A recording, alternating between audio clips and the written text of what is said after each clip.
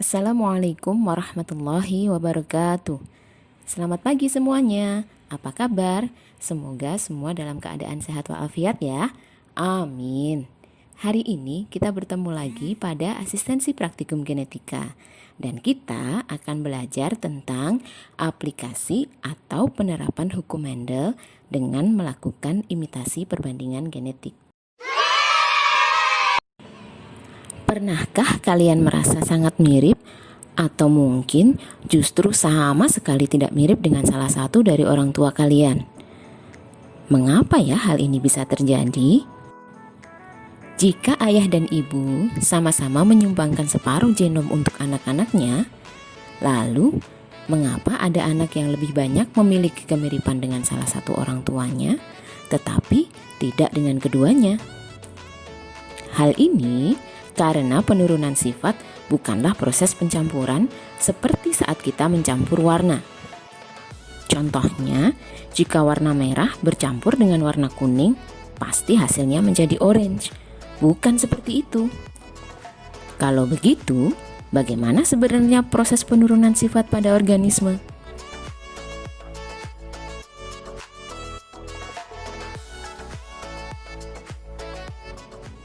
Berdasarkan hasil penelitian Mendel yang kita kenal sebagai bapak genetika modern, terdapat sifat yang mampu menutupi munculnya sifat yang lain. Sifat ini kita kenal sebagai sifat dominan, sedangkan sifat yang tertutupi ialah sifat resesif. Kesimpulan ini didapatkan oleh Mendel setelah melakukan eksperimen terhadap tanaman kacang polong yang dikawin silangkan. Ternyata ada beberapa sifat yang dominan seperti bentuk biji bulat, warna bunga ungu, dan batang tinggi, di mana sifat-sifat ini mampu menutupi sifat resesif. Kita ambil contoh adalah sifat batang tinggi yang ternyata mampu menutupi ekspresi sifat batang pendek.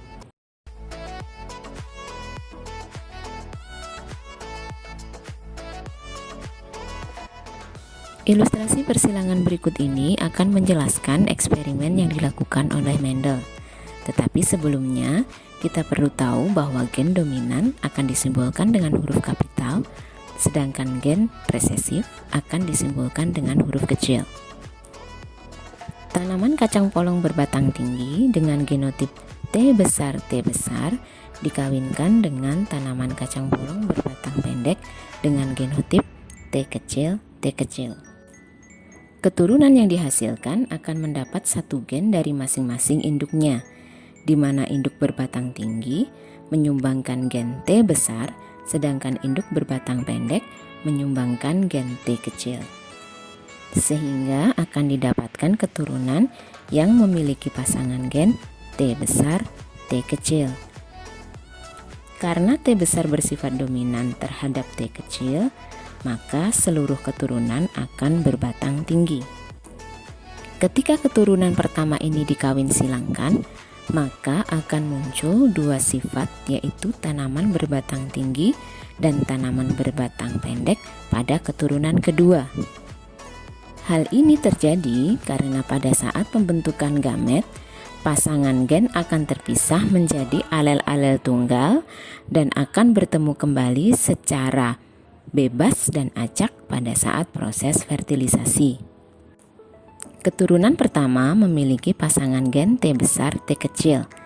Ketika pembentukan gamet, pasangan gen ini akan terpisah menjadi T besar dan T kecil dan akan dibawa oleh sel gamet yang berbeda. Ketika terjadi proses fertilisasi, akan terdapat beberapa kemungkinan pembentukan pasangan gen. Gen T besar bisa saja berpasangan dengan sesamanya dan membentuk keturunan dengan genotip T besar. Gen T besar bisa juga berpasangan dengan gen T kecil dan membentuk keturunan dengan genotip T besar, T kecil.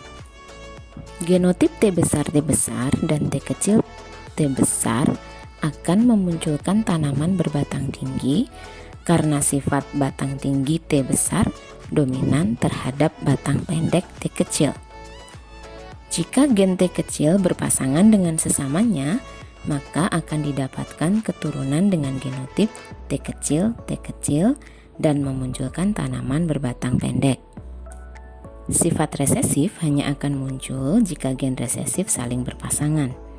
Tanpa adanya gen dominan, maka tidak akan ada yang menutupi ekspresi gen resesif.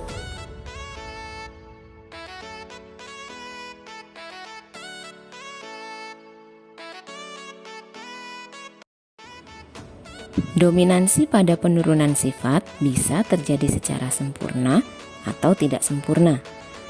Ketika gen dominan mampu menutupi ekspresi gen resesif secara total, maka kondisi ini kita sebut sebagai dominansi sempurna.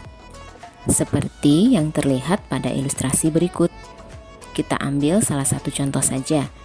Gen R besar yang membawa sifat warna ungu pada bunga mampu menutupi ekspresi gen R kecil pembawa sifat warna putih pada bunga secara total. Sehingga jika terbentuk pasangan gen R besar R kecil, maka sifat yang muncul adalah bunga berwarna ungu.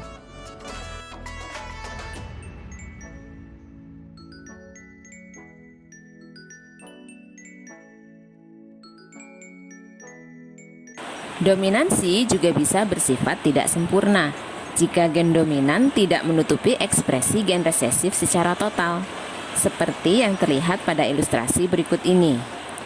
Bunga merah bergenotip R besar ketika dikawinkan dengan bunga putih bergenotip R kecil, ternyata menghasilkan keturunan bunga berwarna merah muda bergenotip R besar R kecil. Hal ini terjadi karena dominansi gen R besar tidak sempurna menutupi ekspresi gen R kecil, sehingga warna merah yang muncul tidak mutlak 100%. Warna bunga merah hanya akan muncul ketika gen R besar berpasangan dengan sesamanya.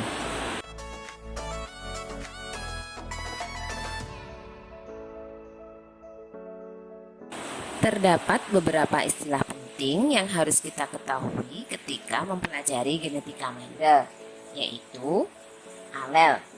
Alel adalah anggota dari sepasang gen yang memiliki pengaruh berlawanan. Misalnya, T besar bersifat batang tinggi dan T kecil batang pendek atau kerdil. Homozigot, yaitu individu yang genotipnya terdiri dari alel yang sama. Contoh, T besar atau T kecil. Heterozigot, yaitu individu yang genotipnya terdiri dari alel yang berbeda. Contoh, T besar, T kecil, atau R besar, R kecil. Dominan, yaitu gen atau alel atau sifat yang menutupi ekspresi gen atau alel atau sifat pasangannya. Resesif, yaitu gen atau alel atau sifat yang ditutupi ekspresinya oleh gen atau alel atau sifat pasangannya. Hibrid adalah hasil perkawinan antara dua individu yang mempunyai sifat beda. Monohibrid adalah perkawinan antara dua individu dengan satu sifat beda saja. Dihibrid adalah perkawinan antara dua individu dengan dua sifat beda. Contohnya, berwarna merah pada bunganya dan berbatang tinggi pada batangnya. Genotip adalah sifat yang dibawa oleh gen, tidak dapat diamati secara langsung. Sedangkan fenotip adalah sifat yang dapat diamati secara langsung dengan panca indera yang kita miliki. Contoh, warna, rasa, bau, dan tekstur.